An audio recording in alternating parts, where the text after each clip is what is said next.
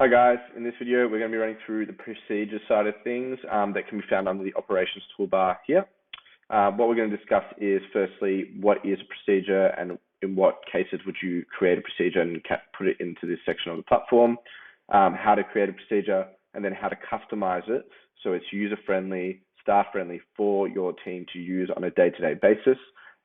So firstly, discussing what is a procedure. Procedures are your day-to-day tasks that are reoccurring in your venue that need to be carried out by certain teams or departments or staff members. And essentially, they are happening week to week or day to day, and we want to put them in here, set and forget about them, and create them in a way that is very easy to follow for our team, so things are getting done without us having to be in the venue in live time to oversee all these things. So we can actually customize our procedures in a way to make sure that we don't need to be in the venue. The whole beauty of this is that as procedures are completed, you are notified of the completion, and if any issues do pop up, you're also notified in the same way, either through email or through your phone.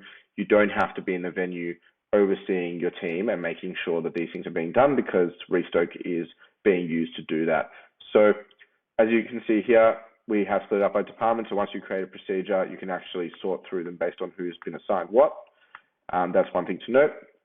And now we can look at how we would create a procedure. And we do have a bunch of demo ones that are here, so we'll actually properly investigate or look into these ones, but I will just give you a run through of creating a procedure. So going into the top right-hand corner, we have two options, a manual entry or an import from iAuditor.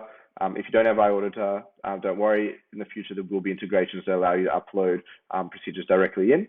But let's have a look at how we'd manually add them in. It's pretty user-friendly, intuitive. So let's have a look. So you'll add a title for your procedure here. You will then choose how you'd like to be notified. Really important that when you assign this procedure to a particular department, that there is at least one admin / manager / high-level staff member in that department, because that person will be receiving notifications for anything going on in that department. So it's really important that you don't just create one department that only has staff in it. It needs to have a manager or some high-level team member in there as well. So essentially anyone above staff level is fine. They'll receive notifications. So that's important to note. So you can choose how you're notified, either email, SMS, both, or none if you don't want to be notified at all. And then you select the departments that this is assigned to. Then below it is how many days of the week it will be expected to be completed. Could it be every day of the week? Could it be one day of the week? How you choose to customize it completely is up to you. Then you choose at what time it will appear in your team's My Day and the time that it needs to be completed by, or for example, you are notified that something hasn't been completed by a certain time. This is what this is for. So it will tell the staff when they need to complete it by, and if they haven't, you'll get a notification telling you that it hasn't been done so. And then down below here is how we customize our list for our team or for our staff members. So this is important of how you want your staff to actually interact with the list. To make it intuitive as possible, you have many customizable options that we're going to quickly run through now. So there's a few options here that you can use.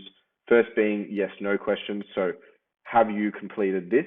Or have you, let's say, for example, have you turned off the lights as it's mentioned here? You will have a tick or an exclamation mark. If a tick for completed, exclamation mark if there's an issue, they can click in, they can actually notify you in live time and submit an issue saying the lights would not turn off. That's an example of a yes, no. Free text is where you ask a question such as, who is your supervisor on the night?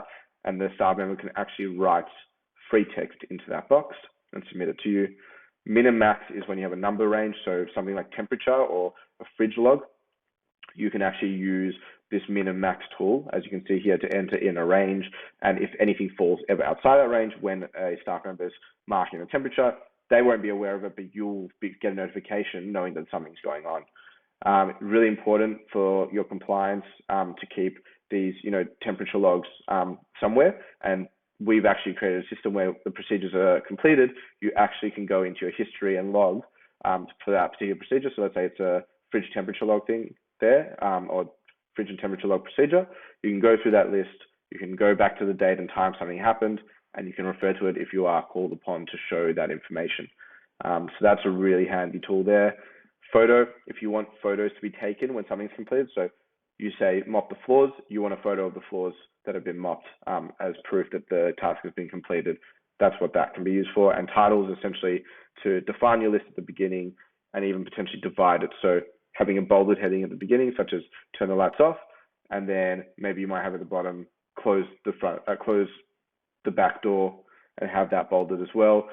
It's essentially the way you structure your lists, and we'll have a look how this actually comes up on the My Day side of things, so you can actually see what all these things actually do. But that's just a quick run through of each of these customizable properties. And the other thing to know is you can add instructions.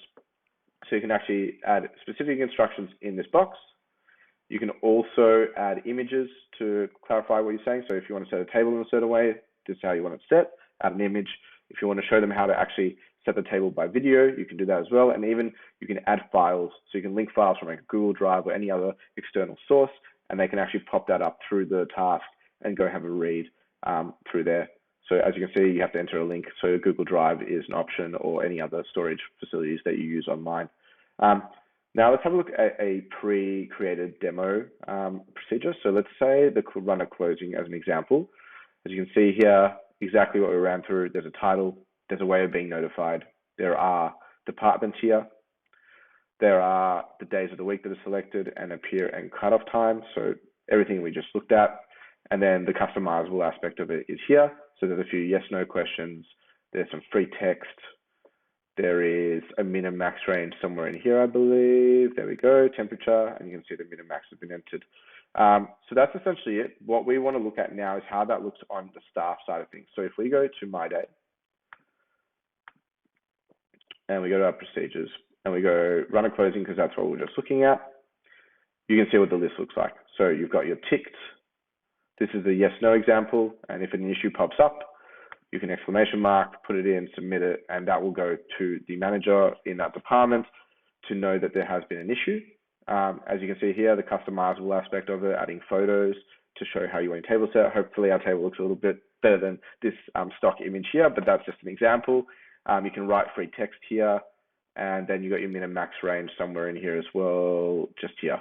And the staff can put that in as well. And if it's out, you will know in live time when this is submitted that there is an issue with the temperature. So that's one example. Another one, if we go into our Meet, so here, another example of actually submitting photos to show that you've actually done the task. So that's one other example. And then maybe one with titles might be good to view. So let's say opening tasks. I'd hope that there would be a title in here. And yes, we do. So there's a title, opening tasks. And then as you can see, it's even been used as a divider. You can put lines if you want, but you can also just use another heading to break up your list, special tasks in this case. So that's just an example. And you can also see that when you put instructions in, when you click on it, it actually lets you click onto it and have a look. And that would be the same for any documents or files that are linked through. So that's pretty much the procedures functionality. One other thing I wanted to show you is how you actually assign these off within a department. So when they're created, they're assigned generally to a department at a general time, but no one inside specifically has been given that task. So if you want to start specifying and leaning down the amount of procedures that are popping up for a whole department, you actually just click on this burger looking image, click on the person. So that shouldn't happen there. Sorry about that. But if we go back, so now we select staff member. Let's say it's me. We assign it, and it'll pop out of the procedures to be done, and it'll actually pop into this assigned area. And as you can see, if you go through, you can actually see every person has been assigned a task to be completed. And that's essentially another way to do things. You can leave it open for the whole team to do, but if you want to start specifying and giving it to specific staff members, you can do that as well. One other thing I just want to run through that I touched on before is your history. So you have the whole procedure log from the time it started, since the time your restaurant's been on the platform, till the day into perpetuity. So you have the creation time, the completion time, the status, and if you click in, you can investigate what was done, and if there's any issues or any of that can pop up here as well. But that's it for procedures. I hope you found that informative, and I hope you're ready to get that all set up. Thanks.